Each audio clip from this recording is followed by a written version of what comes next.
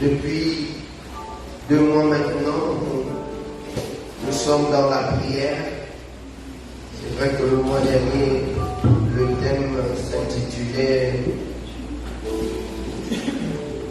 l'Église une famille, et ce mois-ci, nous sommes rentrés sur l'Église intercesseuse.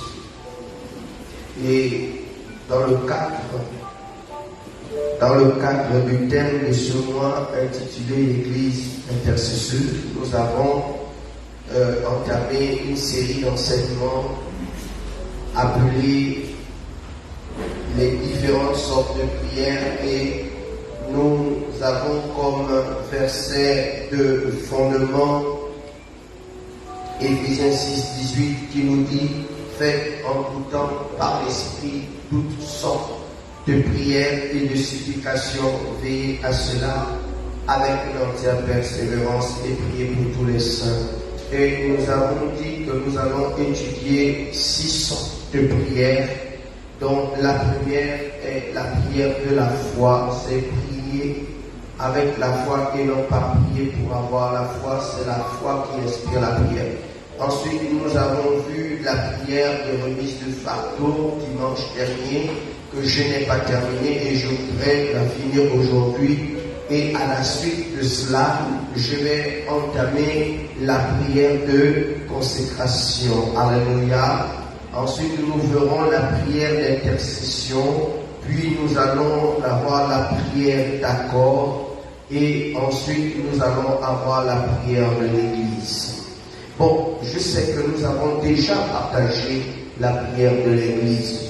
Nous l'avons partagée pendant le mois de juillet, lorsque nous sortions du mois de juillet, et nous étions en train de rentrer. J'ai enseigné sur le thème, sur ce sujet, la prière de l'Église. J'ai même enseigné sur la prière d'accord. Donc en réalité, il ne nous reste que 2 sortes de prières à voir. Alléluia. Amen. Amen. Vous êtes là? D'accord. Alors, les différentes sortes de prières. La prière de remise de fardeau. C'est quoi un fardeau? Charge pesante qu'il faut lever ou transporter, porter un lourd fardeau sur ses épaules. 2. Ce qui est dur à supporter, c'est une épreuve. Le fardeau est une épreuve. Matthieu 11, versets 28 à 30. Venez à moi, vous tous qui êtes fatigués et chargés, et je vous donnerai du repos. Prenez mon joug sur vous et recevez mes instructions, car je suis doux et humble de cœur, et vous trouverez du repos pour vos âmes, car mon joug est doux et mon fardeau léger. La prière de remise, c'est dans Matthieu 11, 28 à 30. La prière de remise, c'est l'action de transférer ou de se débarrasser avec l'aide de Dieu et par l'opération du Saint-Esprit au nom de Jésus. Son identification, cette prière est motivée par un sentiment d'oppression, un ressenti de fatigue psychologique et morale, et qui s'accompagne de gémissements, de lamentations, de pleurs, tout ceci appelé supplication. Philippiens 4, le verset 6. Ne vous inquiétez de rien, mais en toutes choses, faites connaître vos besoins à Dieu par des prières et des supplications avec des actions de grâce. Un esprit de supplication anime le candidat et réveille en lui un élan de prière incontrôlé, en laissant échapper de la bouche des lamentations. Je disais aux hommes, lorsque nous étions dimanche à déjeuner au messes, je commentais davantage cet enseignement, et je disais aux hommes, la prière remise de fardeau se déroule dans ce type de modèle. C'est-à-dire que nous sommes là, tu es là à l'église, tranquille, en paix, et puis tout d'un coup, tu sens en toi comme la paix qui te quitte.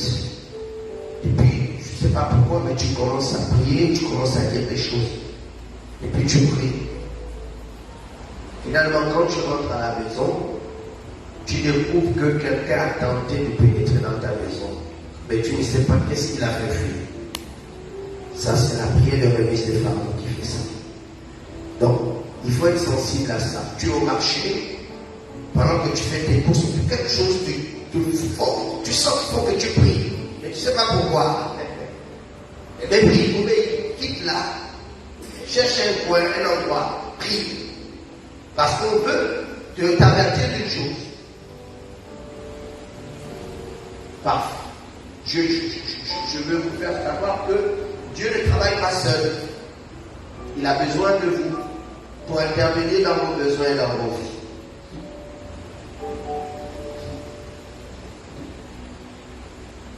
Qu'est-ce que c'est qu'une lamentation pleine exprimée de manière sonore et prolongée? Suite de paroles souvent exprimant le regret douloureux et la récrimination. Qu'est-ce que c'est que la récrimination? Action de récriminer, protestation, réclamation. Dans Romains 8, le verset 26 à 27. De même aussi l'Esprit nous aide dans notre faiblesse, car nous ne savons pas ce qu'il nous convient de demander dans nos prières. Mais l'Esprit lui-même intercède par des soupirs inexprimables, et celui qui sonde les cœurs connaît quelle est la pensée de l'Esprit, parce que c'est selon Dieu qu'il intercède en faveur des saints.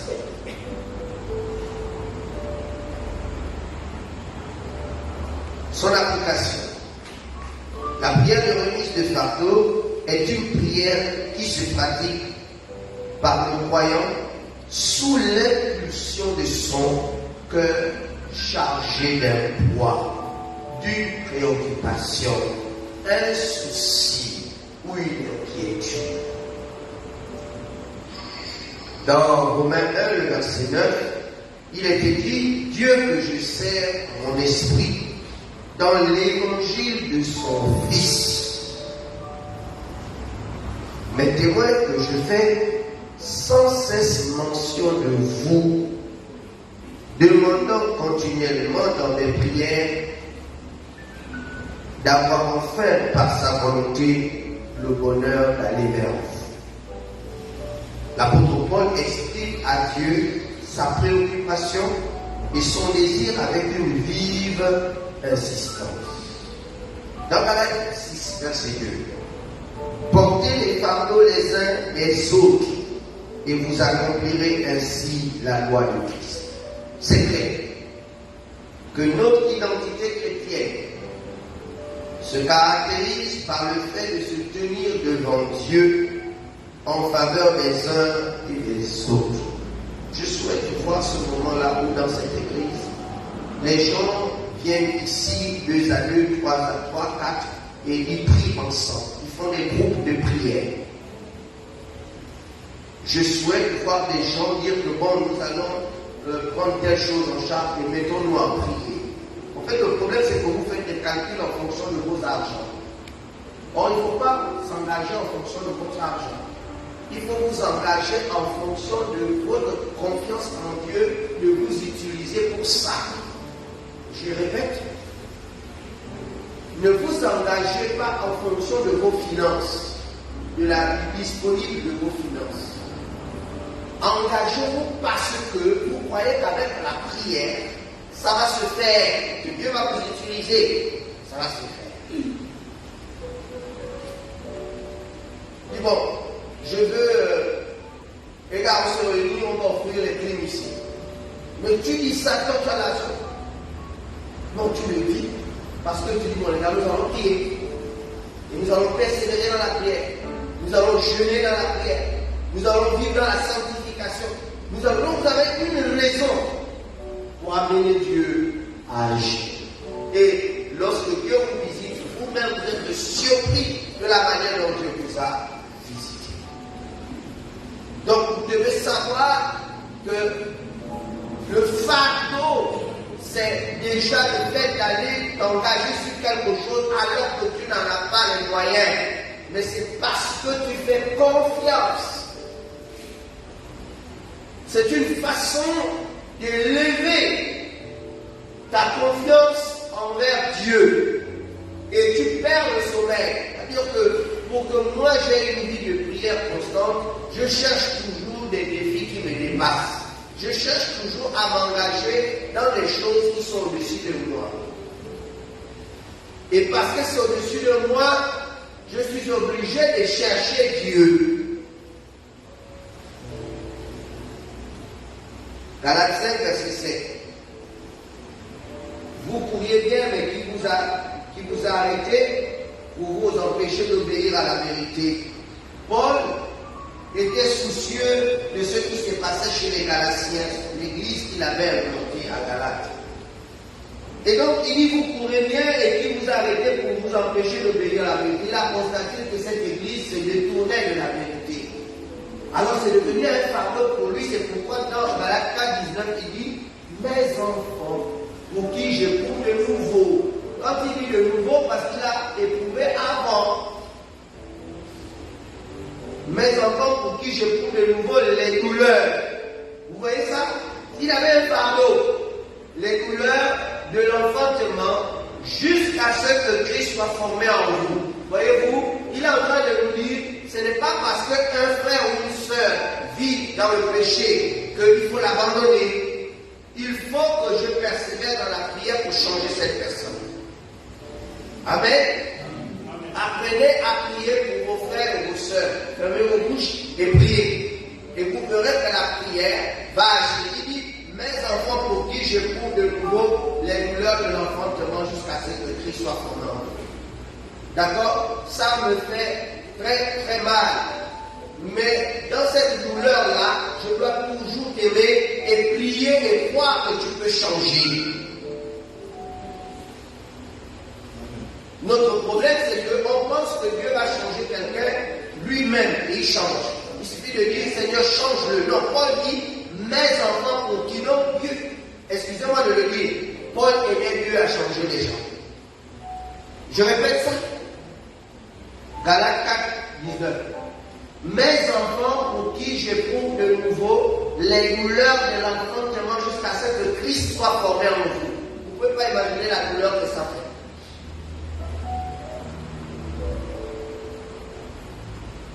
En France, il y avait une dame qui ne faisait pas d'enfant.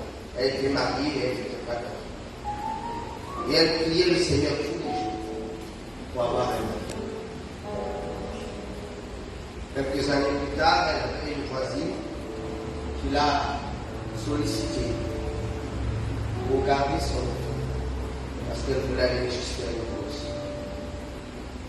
Et pendant qu'elle gardait l'enfant ne sait pas quelle bêtise.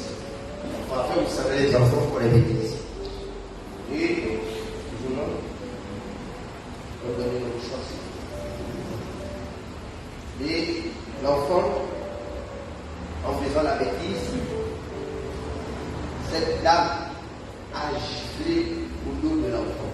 Mais une de ses gifles, et quand elle a fini de gifler, que l'enfant a crié, elle entend une voix qui lui dit, maintenant tu comprends pourquoi jusqu'à présent je ne te donne pas d'enfant.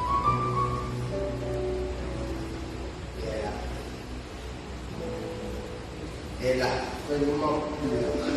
Elle a crié aussi. Elle a pleuré comme c'est bon aussi. Elle a pleuré.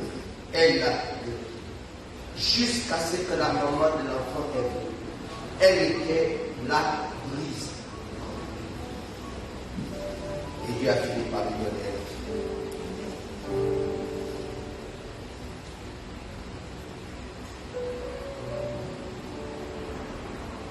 Voyez-vous, le Seigneur sait nous amener à l'exaucement. Il sait nous conduire à l'exaucement. Nous devons apprendre à nous laisser emmener. Mes enfants pour qui j'éprouve de nouveau les douleurs de l'enfantement jusqu'à ce que Christ soit formé en vous. Donc nous devons avoir les hommes de Dieu, nous devons avoir une vie de prière avec le douleurs de l'enfantement et prendre les noms de chaque personne. Si une personne nous fatigue, prenons le nom de la personne. Pour sa conversion, pour sa transformation. Voilà. Mais ne chassons pas les gens. Oh, combien de fois je lui ai envie d'utiliser mon micro pour essayer de critiquer quelqu'un qui m'énerve. Je vous assure, c'est pas facile. Mais la maturité me dit non, ne fais pas ça. Pas là. C'est pas facile de diriger un peu. Et c'est pareil pour toi, c'est pas facile de diriger tes enfants, tes propres enfants. Donc au lieu de les maudire, de les taper, prie, accouche, que Christ entre en eux. Je répète, Paul dit, c'est lui qui aidait Christ à transformer les gens. Sans lui, Dieu ne convertissait personne. Donc si nous voyons les gens convertis, c'est une alliance entre Dieu et une personne. Amen. Amen.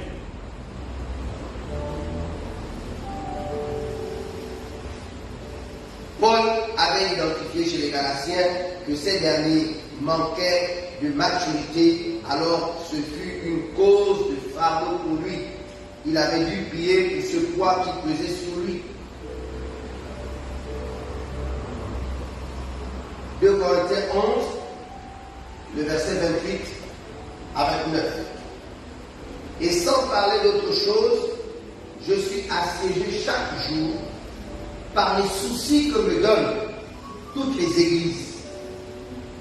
Qui est faible, que je ne sois faible, qui vient à tomber, que je ne brûle. Quelqu'un aurait pu dire, mais l'église, ce n'est pas ton église, c'est l'église de Dieu. Pourquoi tu es soucieux? Voilà, Paul dit quoi ici?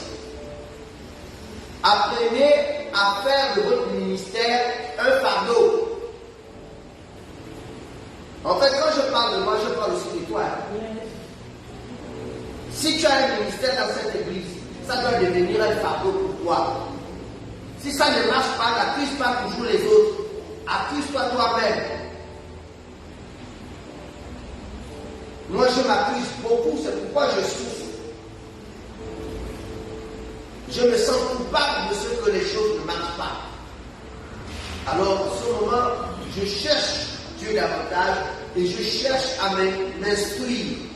Lorsque j'avais été nommé directeur de cabinet pour l'évêque de Manizoboudaï, en 1911, je ne savais même pas c'est quoi un directeur de cabinet. J'ai dû, en France, me faire former par des anciens directeurs de cabinet. C'est ça. Quand tu as une tâche que tu ne connais pas, cherche, vous ne cherchez pas. Pour vous perfectionner. Ce n'est pas un fardeau pour vous. Ça doit être un fardeau.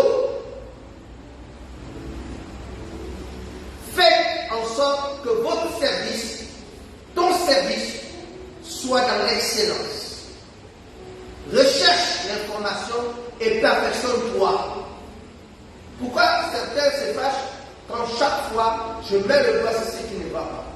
Parce que tout simplement, vous ne faites pas d'effort pour connaître mieux ce que vous devez faire. Et donc, on a l'impression que papa abuse, papa aussi, lui aussi, toujours, non. Si tu sais faire ce que tu dois faire, papa ne sera pas derrière toi pour te dire, tu aurais dû faire ça, tu aurais dû faire ça. On est derrière quelqu'un qu'on dit, tu aurais dû, parce qu'il ne sait pas faire et il ne cherche pas à faire.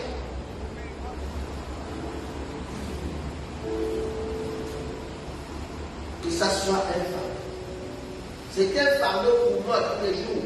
Comment je fais pour que telle chose, quand je constate quelque chose, comment je fais?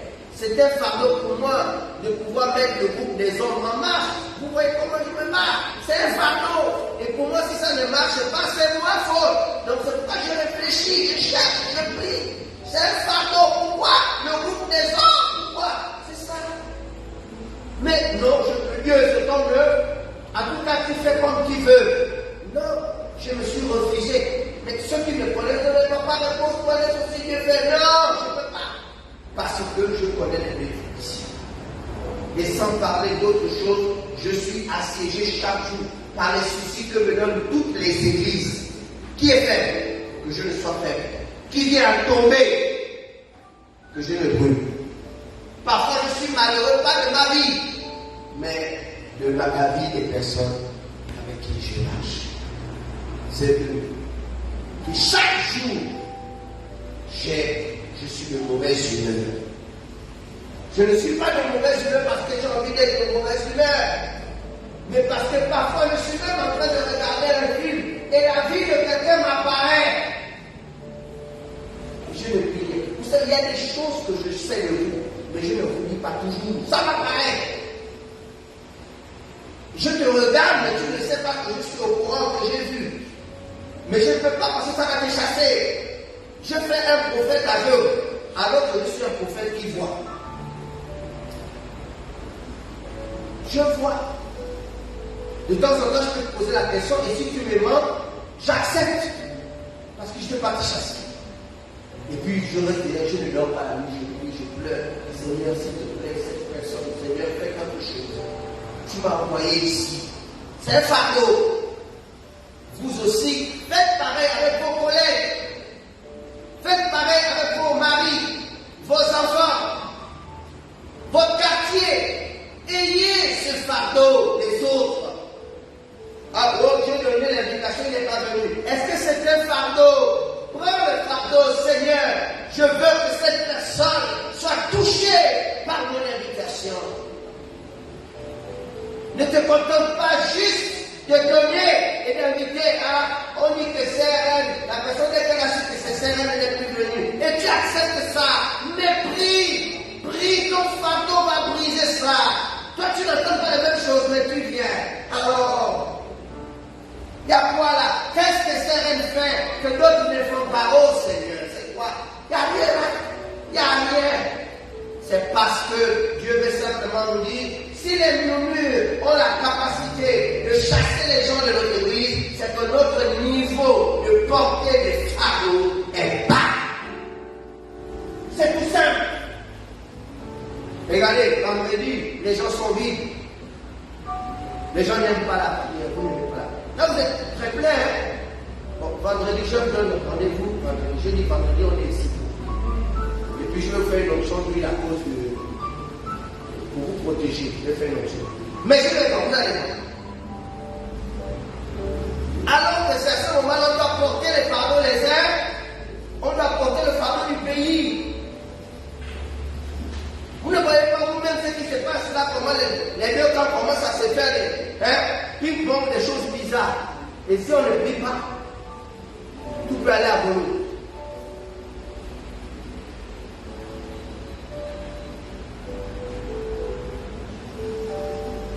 Dans 2 Corinthiens 11, verset 28 à 29, non, je l'ai déjà lu, Paul compatissait, la prière de remise de fardeau produit un sentiment de compassion. La prière de remise de fardeau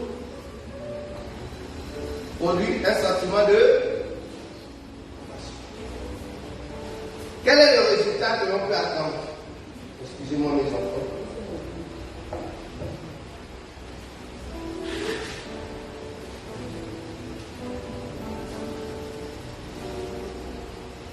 Quel est le résultat que nous pouvons attendre de la prière de remise de fardeau? La prière de remise de fardeau ne prend fin que lorsque celui qui prie reçoit dans son cœur une paix,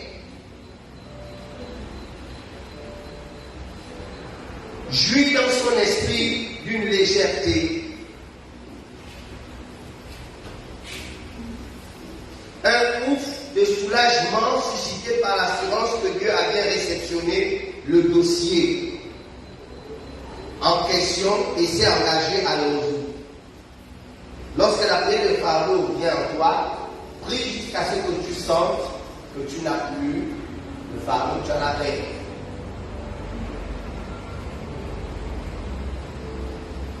Philippiens 4, verset 6 à 7. Ne vous inquiétez de rien, mais en toute chose, faites connaître vos besoins à Dieu par des prières et des supplications, avec des actions de grâce, et la paix de Dieu qui surpasse toute intelligence gardera vos pensées en Jésus-Christ. Colossiens 3,15. Et que la paix de Christ, à laquelle vous avez été appelés pour former un seul corps, règne dans vos cœurs. Attention, pour arriver à la prière de la foi, il faut passer par la prière de supplication et de remise de fardeau. Nous avons vu la prière de la foi. Ce sont les déclarations. D'accord?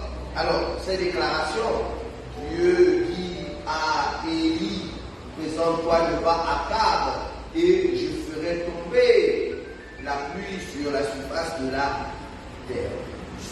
Et la Bible nous dit que Élie s'est présenté devant Akab. Et quand il s'est présenté devant Akab, il a fait des sacrifices. Et puis il est monté à la montagne et il a fait la prière de remise de fardeau. Et après avoir fait la prière de remise de fardeau, il a fait la déclaration. Et quand il a déclaré, la prière de remise. Amen. Donc vous voyez qu'on a la foi pour déclarer. Mais pour avoir cette foi pour déclarer, il faut un combat pour arracher de la bouche de Dieu cette parole que tu dois déclarer et qui amène à l'existence. Acclame le Seigneur.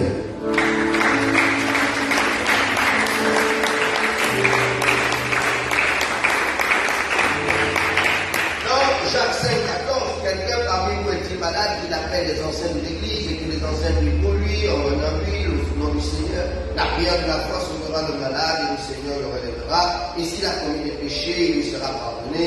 Confessez donc vos péchés les uns les autres et priez les uns pour les autres, afin que vous soyez guéris. La prière fervente du juste a une grande efficacité. On parle ici de la prière de remise de fardeau. Et lui était de la même nature que nous. Il pria avec instance pour qu'il ne pleuve point et la pluie n'est pas tombée. Il pria de nouveau avec instance pour qu'il pleuve et la pluie est tombée. Donc, avant qu'il ne déclare que la pluie ne tombe plus, il a d'abord fait une vie de prière, de remise de fardeau. Et dès qu'il s'est senti investi par le pouvoir de déclaration, il a lancé. Dès qu'il a lancé, fini. La chose s'est arrêtée. Donc si vous voulez avoir une vie de prière, une vie de prière de foi, qui, lorsque vous déclarez quelque chose, elle s'accomplit comme vous la déclarez, il faut avoir une vie de prière de fardeau, victorieuse.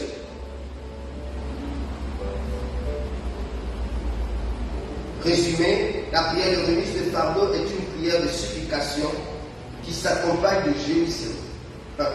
2. Elle est suscitée par l'émergence dans le cœur d'une préoccupation, d'un poids ou d'une inquiétude. 3. La prière de remise de fardeau se conclut par la présence de la paix qui s'installe dans le cœur. C'est la foi. Acclame le Seigneur.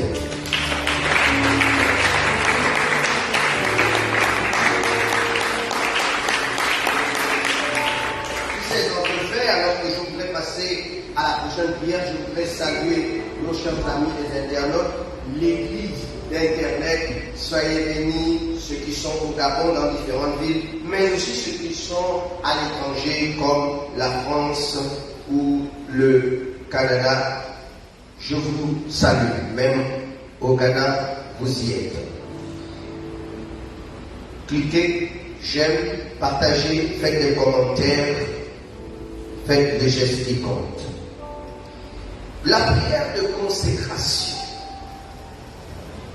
Déjà, le mot consécration, c'est un mot composé de deux mots latins qui vient de consacrios. Donc, sacrios, qui donne saint, donc Dieu. Et comme qui veut dire avec, associé.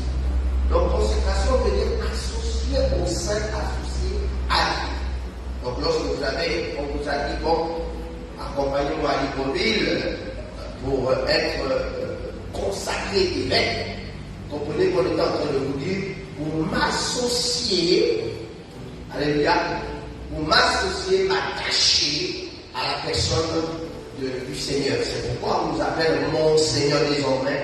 C'est un nom à vie. C'est pas un titre, c'est un nom. Amen. D'autres, on va les appeler, quand à l'église catholique, quand on baptise quelqu'un va dire, bon, maintenant son nom c'est André. Et il va vous dire à tous, allez, appelez-moi André, c'est mon nom de baptême. Alléluia. Voilà. Moi, mon nom, c'est Monseigneur.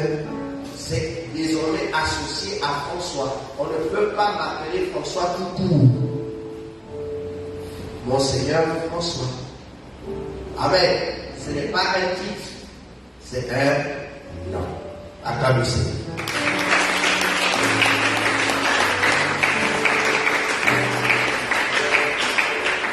Ceux qui sont dérangés par ça préfèrent m'appeler papa. Il y a des gens très subtils, soit c'est papa, soit c'est prophète. Amen, parce qu'ils sont un peu dérangés. Mais il va falloir apprendre à le faire, c'est important. Parce que Abraham a été changé à Abraham pour amener à l'accomplissement le mystère qui était caché derrière cette appellation. Est-ce que vous comprenez? Quand on te donne un nom, ce nom a une identité, ce nom a un caractère, ce nom a un pouvoir, ce nom appelle quelque chose à l'existence. Est-ce que vous avez compris? Voilà. Donc plus vous utilisez un nom, plus vous appelez cette chose à se manifester. Amen. La prière de consécration, son identification. Cette prière, elle aussi, comme la prière de remise de fardeau, s'accompagne de gémissements, de lamentations, de pleurs. Tout ceci appelé supplication. La différence se situe au niveau de la spécificité. La prière de remise de fardeau est une supplication qui s'emploie dans la généralité des besoins que nous pouvons exprimer. Exemple, la maladie de quelqu'un, la menace d'un accident ou d'un danger quelconque, ou encore la recherche du salut d'un individu. Galates 4:19, mais encore pour qui je coupe de nouveau les douleurs de l'enfantement jusqu'à ce que Christ soit formé en vous. Philippiens 2:27, il a été malade en effet et tout près de la mort, mais Dieu a eu pitié de lui, et non seulement de lui, mais aussi de moi, afin que je n'eusse pas tristesse sur tristesse. B. Alors que la prière de consécration est une prière de supplication, orientée vers la recherche d'un choix d'étape ou d'une carrière. La différence entre la prière de remise de fardeau et la prière de consécration. Les deux se ressemblent dans le ressenti, mais elles ne sont pas pour la même chose. La prière de consécration, elle, c'est pour avoir une orientation. Tu es à un carrefour de ta vie, tu as l'impression que tu tournes en rond. Tu ne sais pas, tu es là, tu tournes en rond, tu te questionnes sur les orientations. Par exemple, tu te dis, bon, je change de truc, je suis fatigué de mon travail là. Bon, est-ce qu'il faut que je démissionne? Amen. C'est très important. J'ai eu besoin de la prière de remise de consécration lorsque je commençais à recevoir de Dieu qu'il fallait que je quitte mon emploi où j'étais pour être à plein temps. Je commençais à avoir les cheveux blancs qui ont poussé. Je ne dormais pas la nuit parce que je vais faire comment? Je vais me nourrir comment? Je vais payer mes loyers comment? Je vais faire mes machins familiales. Je l'assume comment? Je fais comment? Quoi? Ma tête tourne. Bon, je regarde l'église où je dois être à plein temps. On me propose 100 000 alors que je gagne 1 500 000 par mois. Mon Dieu, ma tête tourne. Lorsque je vais en clientèle et que j'installais les ordinateurs et tout, les clients me disent, on échange et puis les clients me disent comme ça, mais vous avez raté votre vocation. Vous n'êtes pas prêt, vous. Oui, quand Dieu veut c'est les gars comme vous n'êtes pas prêt, vous. Même les blancs me demandent si je ne suis pas prêt. Oui, quand Dieu te poursuit. dans le métro. Et pendant que je suis en train de lire au Cantique des Cantiques, puis il y a une personne à côté de moi, donc il regardait ce que j'ai dit. Et il commence à me taquiner pour dire que, ah, mais ça, oublié, je disais, le Cantique des Cantiques, c'était un livre pour pouvoir se préparer à draguer. Et en face de moi, il y avait, vous savez, en France, on appelle les clochards, donc les gens qui n'ont plus de maison et qui dorment dans les métros, qui dorment, voilà. Il était assis en face et il a réagi tout de suite et il dit au monsieur, il ne faut pas le déranger. Celui-là, c'est un grand docteur. Il va soigner les gens, il va aller dans les nations. Il dit, ça, c'est qui vient me dire des choses comme ça. Et il donne, il dit, il faut le laisser. Tu le laisses étudier parce qu'il se prépare. Même les clochards, Dieu va les utiliser. Pour dire que mon ami, tu vas laisser le travail de Dieu. Mais c'était compliqué avec toutes les chars. Tu peux pas. Mais il fallait absolument que je laisse. J'ai cherché la face du Seigneur. Et puis, il va s'avérer qu'une opportunité va se présenter. L'entreprise veut être redressée et commence à contester, propose aux employés un départ négocié. Et moi, j'ai inscrit mon nom là-dedans. Le chef m'appelle, je suis avec vous, et nous avons reçu le document. Nous sommes dans le regret de vous dire que nous ne pouvons pas vous laisser partir parce que vous faites partie des meilleurs, puisque nous voulons redresser. On ne peut pas vous laisser partir. Je repars voir, je dis, c'est le cas d'ailleurs. On ne peut pas me laisser partir. Parce que je savais que si je démissionne, je perds tous mes droits. Donc, si je dois partir, moi j'ai des sous, je peux continuer un peu. Dieu me répond, je ne t'ai pas dit de négocier, je t'ai dit démissionne. J'avais envie de dire que Dieu. Si tu étais un homme, j'allais dire que Dieu tue. Parce que la France, toi tu connais la France. Mais comme il est Dieu, il connaît. Je me suis gardé, je vais démissionner. Et j'ai dû entrer maintenant dans la prière de Dieu. Et c'est là que j'ai négocié avec le Seigneur. Dans la prière de consécration, j'ai tellement cherché le Seigneur, je ne dormais plus, avec des insomnies.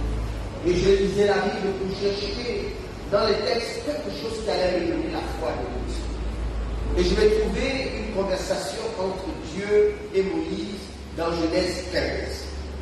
Dieu dira à Moïse, marche devant ma face et sois inquiet. Et Dieu et Moïse se retournent vers lui pour lui dire que mais tu me donneras quoi? Quand toi tu me dis ça, quand tu vas me donner quoi? Alors ça va donner la force de poser la question à Dieu. Vous savez, quand vous avez des enseignants, il y a enseignants et enseignants de la parole. Moi j'ai eu certains enseignants qui m'ont fait plus avoir peur de Dieu que d'avoir Dieu comme un père avec qui je peux discuter. Donc de sorte que il y a des gens qui ont des mauvais contrats avec Dieu. Comme là, dans la tête, tu as un mauvais contrat avec la personne parce que tu as peur de la personne. Tu es en face comme un demandeur. Et donc, j'ai vu des enseignements comme ça, où on me... Non, je suis rien, c'est un honneur que Dieu me fait de m'utiliser, donc je suis bien. Alors, s'il veut m'utiliser, je dois lui faire confiance. Mais j'ai étudié, j'ai découvert que Abraham a dit à Dieu, mon ami, quand toi tu viens me dire, marche devant ma face et sois inquiet, c'est bien bon. Tu ne m'as pas donné l'enfant. C'est mon neveu qui sera héritier. Quand tu viens me dire ça. Or, si tu auras un enfant, je vais te donner un fils, c'est de Sarah. Il lui dit, qu'est-ce qui m'éprouve? Donne-moi une preuve. Et là, Dieu lui a dit, prends un sacrifice. Fais le sacrifice. Et quand il a fait le sacrifice, il a eu une vision. Il a vu ses enfants, ses petits enfants Israël, esclaves en Égypte. C'est comme ça qu'il a prophétisé sur Moïse. Dieu parle à Abraham sur Moïse ce jour-là. Donc, j'ai dit, bon, Seigneur, voilà, je suis venu te voir. Quand tu me dis de démissionner, je vais aller. Donc, quand je vais partir, je gagne quoi? Parce que si notre entreprise me prend, elle va me donner plus que ça. Donc quand tu me dis que tu me prends, bon, tu me donnes quoi? Et Dieu va me donner Jean chapitre 6. Et j'étais dans le métro, j'allais au travail. Et je reçois dans le métro Jean chapitre 6. Je me mets à lire Jean chapitre 6. Et dans Jean chapitre 6, il est écrit ceci. Jésus était dans le désert avec la foule. Et puis il s'est arrêté, il appelle ses disciples et il leur dit, comment allons-nous donner toute cette foule?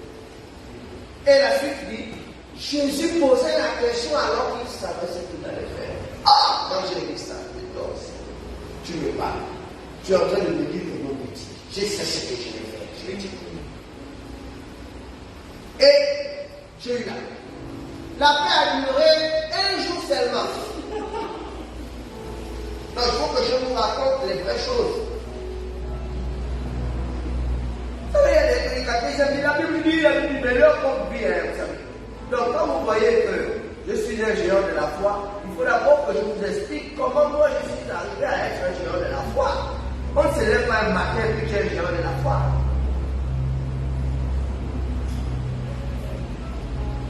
Le lendemain, j'ai perdu la foi. Quand je dis le lendemain, ce n'est pas péjoratif, ce n'est pas une image, c'est une réalité. Le lendemain, je me réveille. Je suis allé au travail la veille avec la foi. Dieu m'a dit, il va prendre soin de moi, il sait ce qu'il va faire. Et je rentre au travail à 18h, je rentre chez moi, ma famille, on est ensemble, on mange, je dors. Et le lendemain, quand je remonte dans le métro, je dis, Seigneur, tu sais ce que tu vas faire, mais moi je ne sais pas ce que tu vas faire. Donc là, il y a un problème, tout le corps tremble. Je vais démissionner, je fais quoi? Je vis quoi? J'assume ma famille comment? Je paye le loyer comment? En France, c'est les impôts, tous les jours. Tous les jours, tu ouvres la boîte de lait, il y a un courrier pour payer telle taxe. La télé que vous suivez, on paye. Et la mairie vient tous les jours, taxe, les poubelles, on ramasse. Tu fais comment? Tu ne peux pas vivre sans argent en France, ce n'est pas possible. Il faut avoir quelque chose. Et puis, Dieu me redonne Jean 6. Et je me remets à lire Jean 6. Jésus lui demande, comment allons-nous nourrir ces filles? Et les disciples, et il posait cette question alors qu'il savait ce qu'il allait faire. Alors Pierre, les autres disciples disent, mais même si on avait 200 deniers, on ne pourrait pas nourrir cette foule. Et quelqu'un est arrivé, un des disciples dit, mais il y a un jeune homme là qui a 5 pains et 2 poissons. Et Philippe réagit en disant, mais qu'est-ce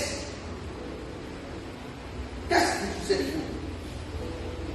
Et Jésus leur dit, faites payer pour vous servir. Mais dès que j'ai lu ce mot, mon esprit s'est ouvert. Je venais tout de suite de comprendre que Dieu me disait, je ferai de toi un grand enseignant, un grand conférencier. Et tes revenus viendront de ça. Alors là, j'ai eu de ces fois le même jour. Je suis arrivé. J'ai écrit ma lettre de démission. Et j'ai donné à mon chef. Il était malade. Il dit, François, c'est pas possible. Tu ne peux pas le faire ça. Je dis, Dieu m'appelle. Je dis, quel Dieu? Les blancs. Et dit, mais quel Dieu, François? Tu n'es pas devenu fou. Et il dit, laisse-moi avec ma folie. Parce que je n'ai plus. Je suis rentré, je n'avais plus d'emploi. Je me suis mis à la disposition de mon pasteur qui me payait que 100 000. Il dit, voilà, je suis venu après l'offre. Il me dit, j'ai rien, si ce n'est que 100 000. Et il m'a mis à l'école. Il me met à l'école publique et il dit, si Dieu t'a appelé, il n'avait qu'à payer l'école. Il a juste signé les papiers pour mon inscription. Et j'ai commencé à fréquenter l'école qui était, je peux peux dire, l'école, par exemple, c'est à Foncéville. Et moi, j'habitais à Manda. Donc, il faut le transport pour aller là-bas. Il faut payer l'école. Et là, Dieu a commencé à utiliser certaines personnes qui m'ont appelé. Alors oui, on me dit, oui, le Seigneur nous a parlé, on prend en charge ton école, l'autre, on prend en charge ton transport, oui, on prend en charge ton transport. Et tous les mois, Dieu envoyait des gens faire des courses qui venaient de l'école. Alors, j'avais démissionné en novembre, le 1er décembre, et pendant que j'étais là avec ma famille, avec ma grande sœur et son mari, qui étaient venus de Normandie me rendre visite à Paris, et nous étions à passer la Noël ensemble, et j'avais une télévision qui déconnait, il fallait souvent taper pour qu'elle prenne sa lumière.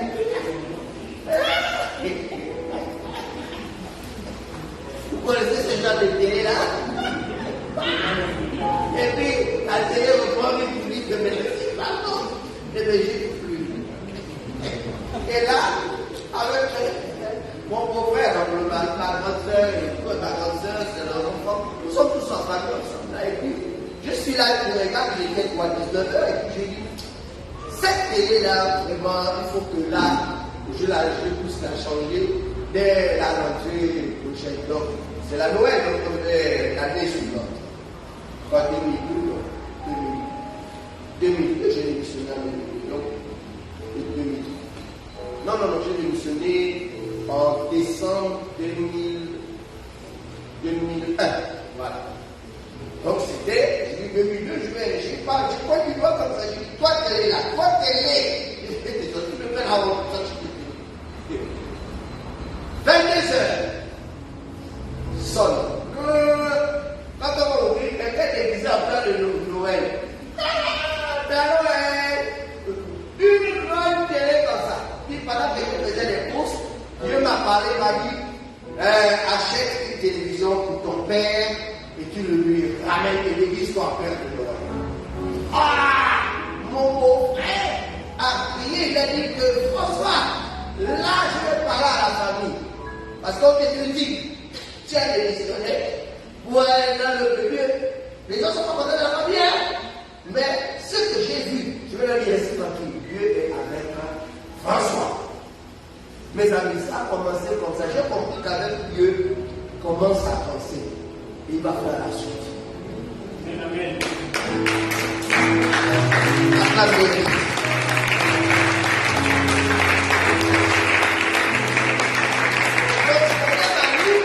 C'est qu'on veut voir la main. Bon, c'est pas à moi de décider que si je me lance, Dieu va mettre la marche. Non.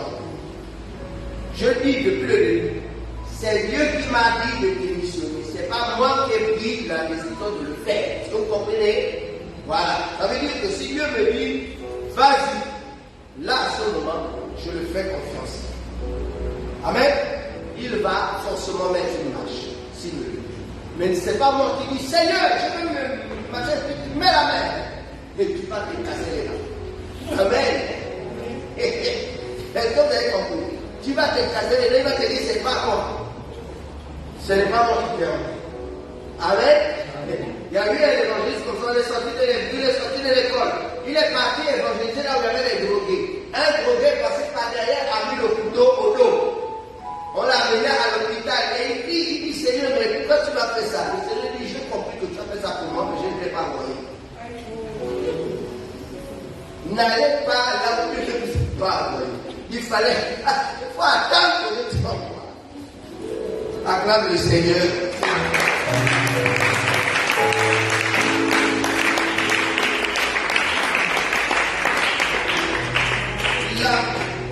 La prière de consécration est une prière de supplication orientée vers la recherche d'un choix d'étape ou de carrière.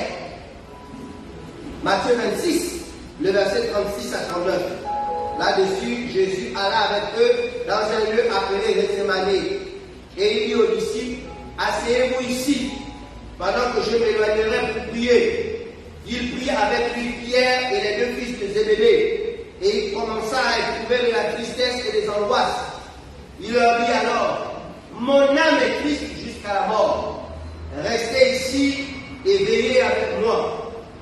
Puis, ayant fait quelque part là-bas, il se jeta sur sa face et cria ainsi, mon Père, s'il est possible que cette coupe s'éloigne de moi, toutefois non pas ce que je veux, mais ce que tu veux. La tristesse et l'angoisse ont été les sentiments indicateurs pour conduire le Seigneur Jésus. D'abord, je suis choqué de découvrir que même mon Seigneur était sujet à la tristesse et les angoisses. C'est pas ce qu'on m'a dit. On m'a dit qu'il est le Seigneur des Seigneurs. Oh, donc Jésus aussi connaît la tristesse et les angoisses. Mais la tristesse et les angoisses étaient un indicateur chez lui. Mes amis, si tu ne veux plus que quelqu'un aide la tristesse, aide l'angoisse, aide la colère, enlève son âme.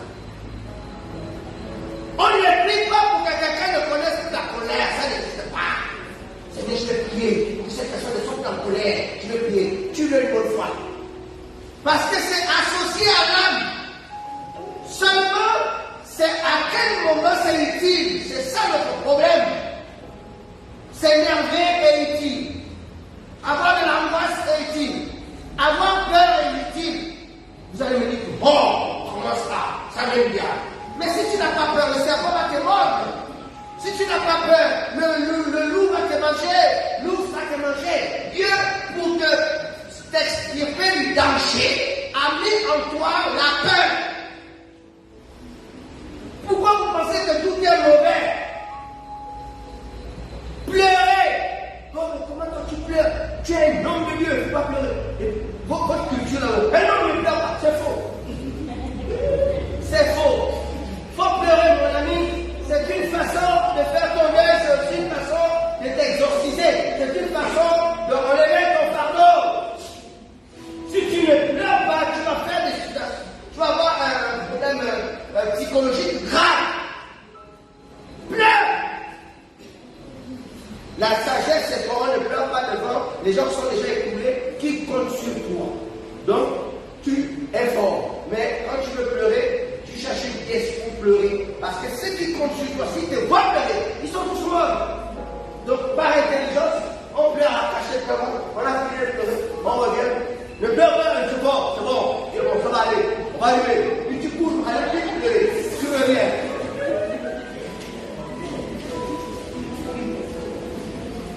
Là, c'est stratégique.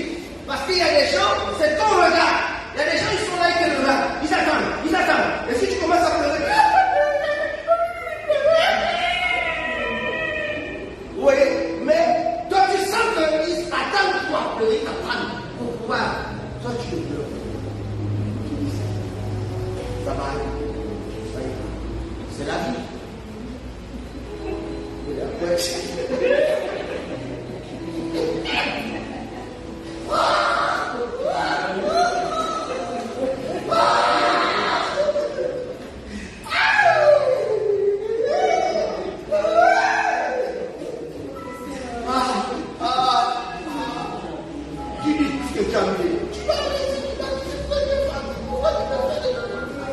quand tu as fini, tu repars. C'est la vie, c'est un théâtre. Acclame le Seigneur.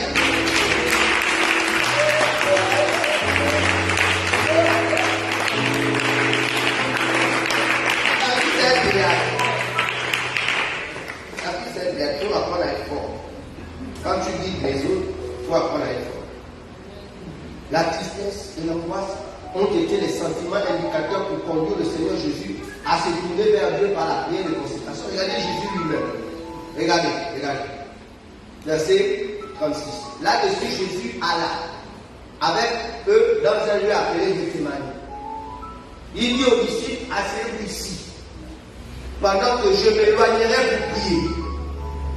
Il prie avec une pierre et les deux fils de Zébédée, donc trois. Donc il a déjà abandonné, il avait 12, il a abandonné les autres. Il a pris que les trois là. Parce que Jésus avait son intimité d'intimité. Il avait l'intimité des 12 et il avait l'intimité d'intimité des trois. Là, il avait envie de pleurer, de vraiment montrer qu'il est homme.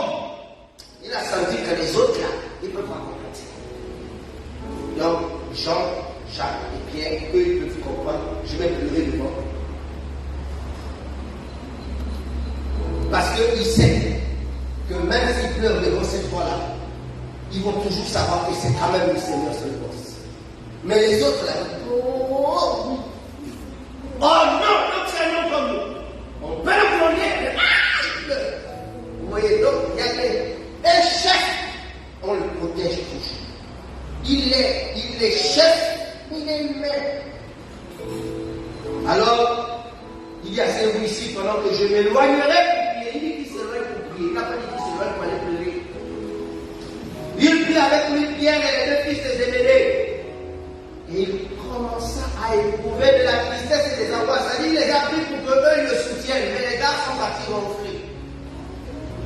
Ils dorment. Ah, vraiment, soutenez-moi, soutenez-moi. Ils sont là comme s'ils sont là. Ils étaient là sans être là. Ils se retrouvent seuls. Regardons. La pression était telle que même ces disciples, c'est-à-dire l'énergie de pression qui était sur Jésus, a fait même dormir ces disciples. Alors qu'il attendait d'eux le soutien. C'était un poids. Il leur dit, il prit avec une pierre et les filles de Zébédée, il commença à éprouver de la tristesse. Il leur dit alors, mon ami, il se confesse, il avoue, il n'a pas caché. C'est pour ça, choisissez vos amis, s'il vous plaît. C'est vrai qu'on a toujours besoin de se confier, mais faites attention. Il y a des gens qui vont prendre vos confessions. Autant mauvais qu'il est là qui te soutient. Dans ma chef, il va ici. Toi qui venais pleurer là. Hein? Tu me prenais aujourd'hui. Tu pleurais. Donc faites attention. Vous voyez, Jésus choisissait ses amis. Il a fait 3 ans avec eux. Donc il connaissait les 12. Il savait qui était 3 ans avant de se confier, avant de venir pleurer devant les soirs. Donc toi, la première copine, c'est ma copine. Tu t'appelles ça comment? Ma meilleure copine. Hein? Ma tu vas sentir ta douleur avec la personne. C'est elle qui va te donner. La tristesse et l'angoisse ont été les sentiments indicateurs pour conduire le Seigneur Jésus.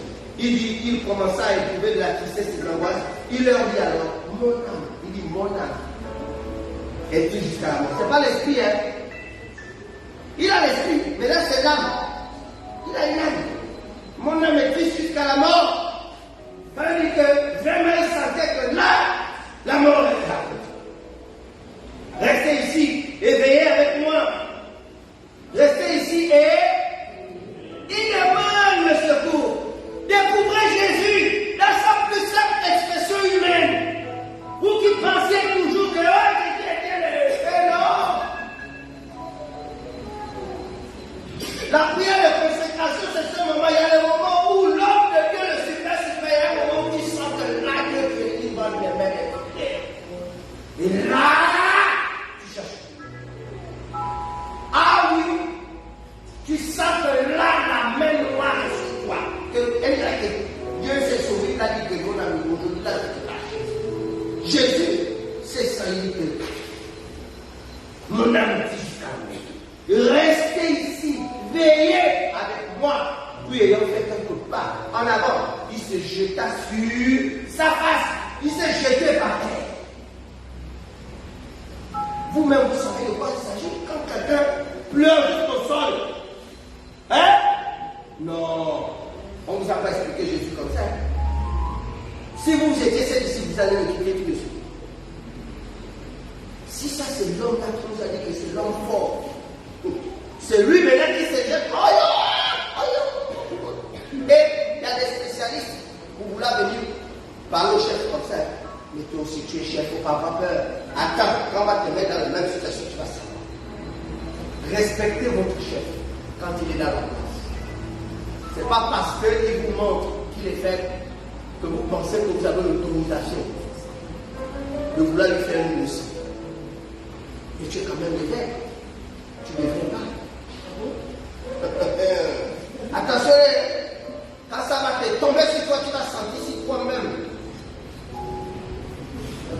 Regardez Jésus, mon Seigneur. Hein? Ce qui a sauvé ses enfants, c'est que ils sont dans nous. Sinon,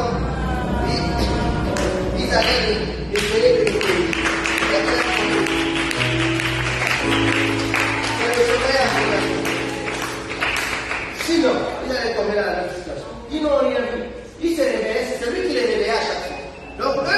ils n'ont même pas vu là, le moment où Jésus se jette par terre pour l'idole. Au moment où il est plus idole. Et quand il a fini, il se sent fort. Maintenant, il est là, veuillez me venir avec moi. Et il repart encore. Et là encore, oui. Ils ont pris conscience que quand le matin lui-même, maintenant, il s'est senti fort. Il a dit, le combat, c'était la prière de consécration. Seigneur, je sais que dans mon destin, il est prévu que je sois sacrifié. Je sais que je suis né pour ça. Mais je viens vers toi pour te demander, est-ce le moment? C'est ça la prière de consécration. Seigneur, est-ce que c'est le moment? Et c'est pourquoi il dit, toutefois pas ma volonté, mais la tienne. Il dit, si tu pouvais éloigner cette coupe de moi, toutefois pas ma volonté, mais la tienne.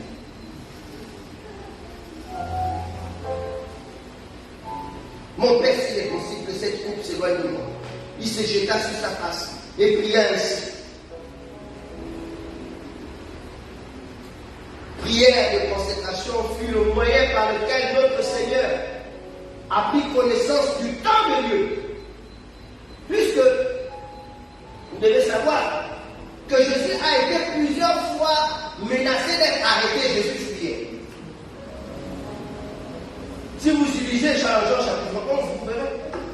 Jésus, on veut l'arrêter, il fuit. Mais ça, vous ne faites pas attention à ça. Jésus fuyait. Je n'ai pas vu vous, Jésus, on veut l'arrêter et puis il souffle sur eux. Et les gars tombent, boum, et il passe. C'est moi le Seigneur, je le prie. La Bible dit qu'on voulait l'attraper, il a esquivé, il a décalé. J'aurais voulu suivre ça, voir comment je fouille.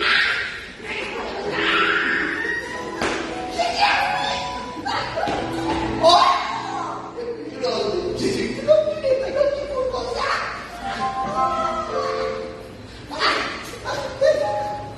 Mais, c'est pas tu vas sur les autres. Donc, pas tu vas sur les autres. Toi, tu fuis. Oh non. Alors, les gens des miracles me disent que l'homme là, il a fait les raconter. Il parle mal du Seigneur. Hein? Bon, allons-y. Vite, il me reste combien de minutes? 5 minutes. C'est ça, non? Ok. Allons-y. Jean. Parce que sinon, vous allez rentrer chez vous avec la critique dans le cœur. Pardonnez. Oh, il a vu ça. Comment il peut dire que le Seigneur fuyait alors que le Seigneur est puissant? Lui, là, il critique bien le Seigneur, hein? Parce que même il est serviteur de Dieu. Et pardonnez, avant de tout marquer, pardonnez.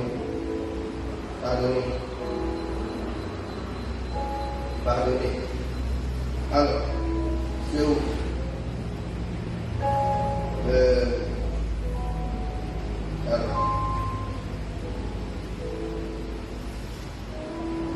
Alors, le verset, non, je vais donner le chapitre, Jean 10, le verset, Jean 10, le verset 38. Mais, ça c'est Jésus qui parle, il dit, mais si je fais quand même, vous ne me croyez point, croyez à ses œuvres, afin que vous sachiez et reconnaissiez que le Père est en moi et que je suis dans le Père. Là-dessus, ils cherchaient encore à le saisir, mais il s'échappa de leurs mains. Il a fait quoi?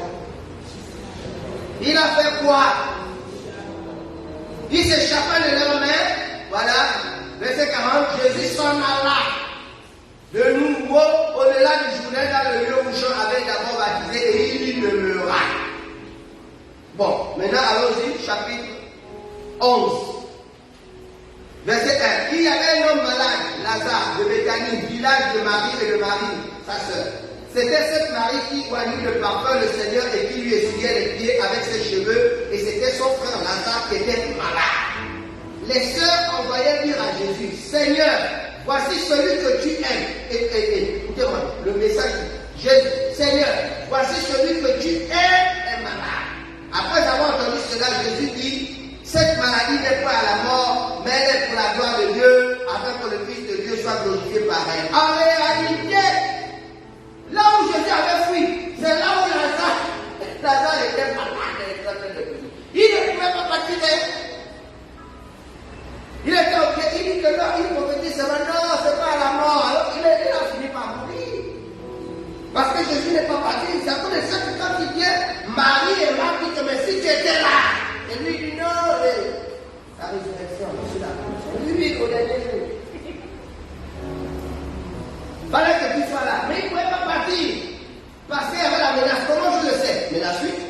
Regardez. Le verset 7. Or, Jésus aimait Marthe et sa sœur et Lazare. L'homme donc qui lui a appris que Lazare était malade, il resta 2 jours encore dans le lieu où il était. Même toi-même. Quand on t'apprend que quelqu'un est malade grave, la personne que tu aimes, tu ne vas même pas passer toute une journée. Non, tu vas faire ton travail pour aller retrouver la personne que tu aimes. Et lui, il fait 2 jours. Parce que Lazare a eu le malheur de tomber malade à l'endroit où on voulait l'attraper. On continue.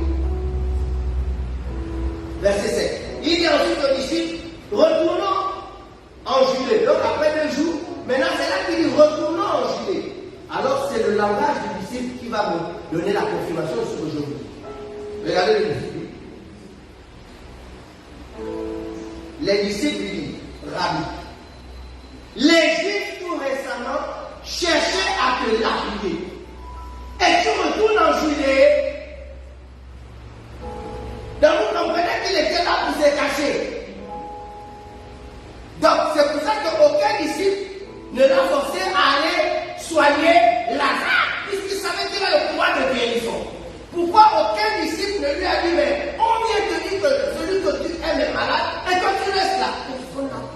Parce que tout le monde avait l'esprit de la peur. On voulait nous lapider là-bas. On ne bouge pas Lazare, tu as mal fait de te ça c'est un piège pour moi. Mais voilà le Seigneur dit, maintenant on s'en va 2 jours après. Oh. Tu as oublié. Et là, il va donner une révélation. Il va leur révéler que j'étais dans la prière de consécration, j'ai eu une orientation. Tant que je n'avais pas cette orientation, c'est pourquoi on m'avait vu me cacher. Mais dès que j'ai eu cette orientation, maintenant on peut aller. Regardez, il répond. Nous sommes au verset combien? 9. Jésus répondit, n'y a-t-il pas 12 heures au jour? Le jour est composé de 12 heures. Si quelqu'un marche pendant le jour, ça veut dire si quelqu'un est éclairé, si quelqu'un a une direction, si quelqu'un a une révélation, une orientation, il ne bronche pas, il n'a pas peur, parce qu'il voit la lumière de ce monde. Il est guidé. Pendant que tout le monde y est danger, et puis il a dit, il y a rien. Mais si quelqu'un marche pendant la nuit, il bronche, parce que la lumière n'est pas là. Tant que je n'avais aucune révélation, une direction, je préférais me cacher jusqu'à moi. Mais là, 2 jours après, le Père me dit, alors on va ressusciter Lazare. Les gars, allons-y. Alors, après ces paroles, il leur dit, Lazare, notre ami, dort, mais je vais le réveiller. Les disciples lui disent, Seigneur, s'il dort, il sera guéri. Jésus avait parlé de sa mort, mais il crut qu'il parlait de l'assoupissement du sommeil. Alors Jésus leur dit ouvertement, Lazare est mort. Et à cause de vous, afin que vous croyez, je me réjouis de ce que je n'étais pas là, mais allons vers lui. Sur quoi Thomas, appelé Didyme, dit aux autres disciples, allons aussi afin de mourir avec lui. Elle est prévue. Amen. Donc vous comprenez que Jésus a dû avoir besoin de la prière de consécration pour savoir comment se comporter. C'est ça un homme de Dieu. Je vous fais découvrir, c'est ça un homme de Dieu, c'est ça un chrétien. Ce n'est pas qu'un chrétien ne vit pas les mêmes situations que tous les gens du monde. Nous sommes dans la même situation. Jésus a dit, ils ne sont pas du monde, mais ils sont dans le monde. Ça veut dire que nous sommes aussi conditionnés par les mêmes lois de ce monde. Mais la différence avec nous, c'est que nous avons ces différentes prières. Je vous ai dit que différentes sont faites en tout temps, dans plusieurs temps, toutes sortes de prières. Chaque temps a une sorte de prière qui s'adapte. Et là, je vous montre que dans toute votre humanité, il y a une loi, il y a une clé que vous ne saviez pas. On vous a simplement dit non, tu es Jésus, tu te rends compte que ta vie ne marche pas, pourtant tu es en Jésus. On t'a dit donne ta vie à Jésus, on t'a dit baptise-toi, on t'a dit même lis ta Bible, les choses ont changé et tu constates que ça ne change pas. Pourtant tu pries, mais si tu fais la même prière pour tous les temps, c'est normal que ça ne change pas. Mais je vous apprends aujourd'hui qu'il existe différentes sortes de prières et il arrive que parfois ta vie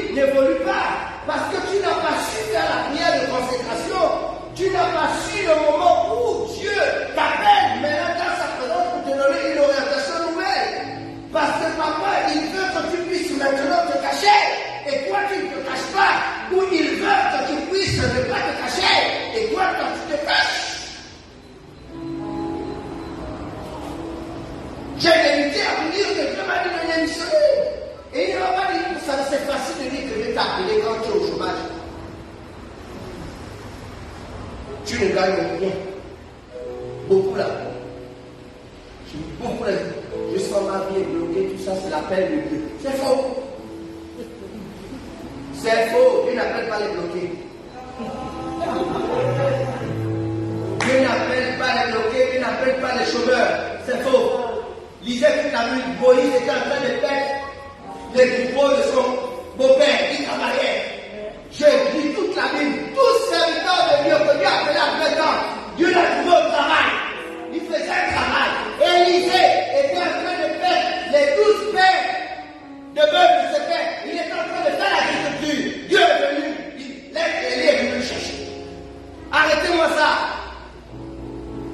Un chômeur, il dit que Dieu l'a appelé pour être pasteur. Et toi, tu vas le suivre. Il ne sait pas c'est quoi gagner l'argent. Il ne sait pas c'est quoi séduire. Il ne sait pas. Il n'a rien perdu. Il veut gagner. Non. Quand tu veux, même la fleur, pour qu'elle donne, il faut couper. On appelle ça émonder. Elle produit plus. Donc personne, chaque fois que Dieu peut donner plus, il coupe. Chaque fois que tu me fais avancer, il coupe. Chaque fois que tu me fais avancer, il coupe. Je perds toujours quelque chose chaque fois qu'il me fait avancer. Toujours. Donc tu ne peux pas venir dire, Dieu t'appelle au ministère. Mais tu vas diriger les travailleurs. Tu sais c'est quoi travailler? Toi tu sais ce qu'ils souffrent là-bas au boulot. Toi tu sais ce que c'est que gagner un salaire. Mais ça fait pas arrêter ça. Dieu n'est pas fou. Tous. Un homme comme Moïse qui était prince d'Égypte. Et il se retrouve dans le désert. Mais dans le désert, il continue à travailler. Il a observé 40 ans. Voilà quelqu'un qui était prince. Mais ça ne l'a pas gêné de devenir berger. Moïse, David est parti berger pour devenir roi. Lui, il était roi, il est devenu berger. Il a dit non, je ne dis pas. On le pas. Parce que pitié, pardon, ce que j'ai fait là, c'est pas. Il a dit que c'est pas ça qui me gêne. Prince ou pas prince, moi je travaille. Il devient maintenant le gardien du troupeau de son beau-père. De son beau-père. Alors arrêtez d'être paresseux. Vous voulez être un enfant de Dieu, vous êtes paresseux.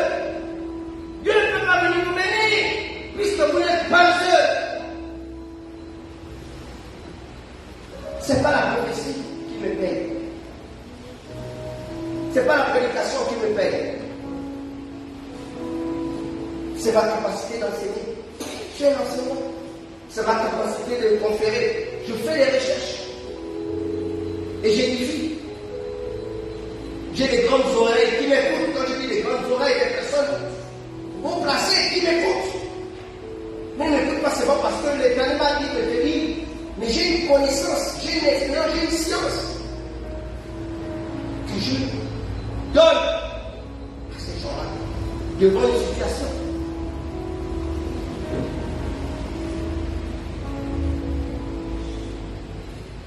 J'avais donné encore les personnalités de politique de la RDC. À l'époque, c'était encore le Zaïre.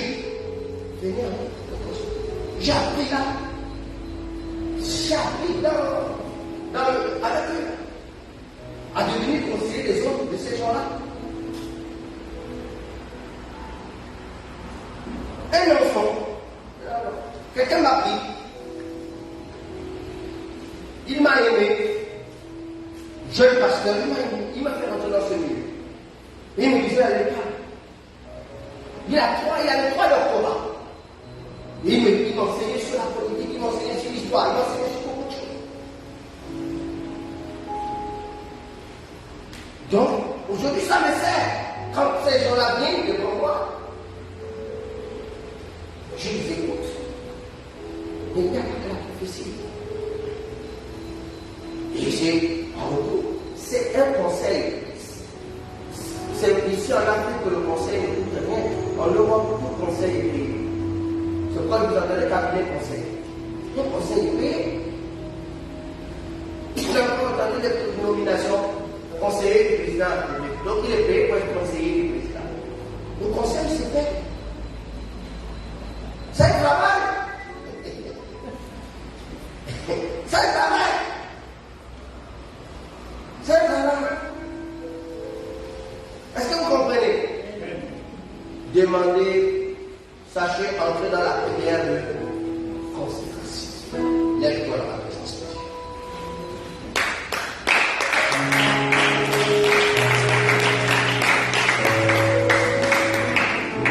Encore acclamez pour le Seigneur.